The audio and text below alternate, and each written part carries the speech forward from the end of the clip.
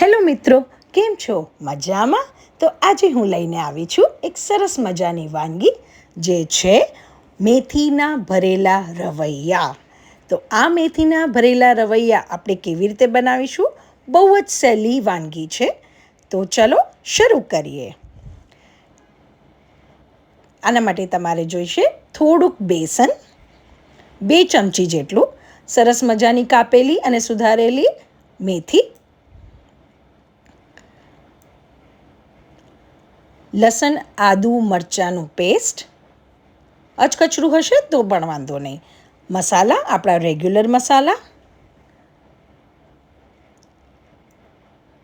થોડી ખાંડ ચપટી ભરીને મીઠાશ માટે, અને તેલ 1 ચમચી. બસ આ બધાને મિક્સ કરી દેવાનું છે સરસ રીતે.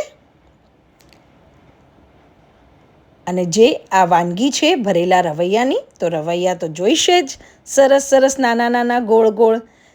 તો બસ એ રવૈયાને મેં ધોઈને સરસ રીતે 4 બાજુથી સમારી કટ કરી દીધા છે. અને આ જે આપણે મસાલો બનાવ્યો છે એ આપણે એમાં ભરી દેવાનો છે. મસાલો સરસ રીતે ભરજો, કોઈ કંજૂસી ના કરતા, તો આનો ટેસ્ટ અને જે ખાવાની મજા આવશે એ બહુ જ સરસ લાગશે. તમે જોઈ શકો છો કે દરેક રવૈયામાં હું કેવી સરસ રીતે બધા મસાલો ભરું છું. તો આ આપણો બધા રવૈયા મસાલા ભરીને તૈયાર છે. હવે શું કરીશું? આપણે એક પેનમાં તેલ નાખીશું 3 ચમચી આસપાસ. પછી એમાં હિંગ નાખીશું, જીરું નાખીશું, અને આપણા ભરેલા રવૈયા આપણે એમાં સાંતળી દઈશું.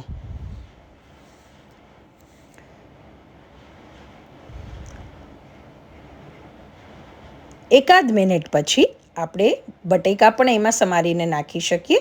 જો તમને એકલા રવૈયાનું શાક ના બનાવવું હોય તો તમે આ રીતે પણ બનાવી શકો છો. બસ પછી તમે સરસ એને હલાવીને ઢાંકી દેજો, તાકી એ સરસ મજાનું ચડી જાય.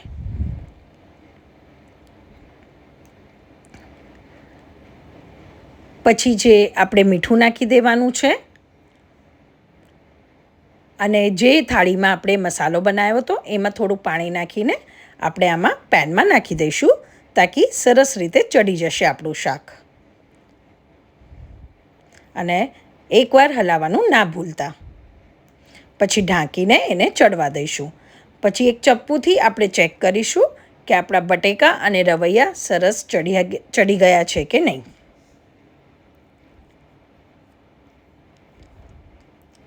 જ્યારે તમને એવું લાગે કે ચડી ગયા છે, બસ એના પછી મસાલા કરી દેવાના છે આપણે રેગ્યુલર. તમે ચાહો તો આમાં ગરમ મસાલો પણ નાખી શકો છો, પણ મેં નથી નાખ્યો, કેમ કે અમારે બહુ સિમ્પલ રીતે આને રાખવું હતું. અને પછી એ બધાને મિક્સ કરીને પાછું 1-2 મિનિટ માટે આપણે ઢાંકી દઈશું. અને પછી સરસ મજાની કોથમીર નાખીને એને સર્વ કરીશું. આને તમે ખીચડી સાથે, ભાત સાથે, રોટલી ભાખરી કોઈની પણ સાથે તમે આની મજા માંડી શકો છો.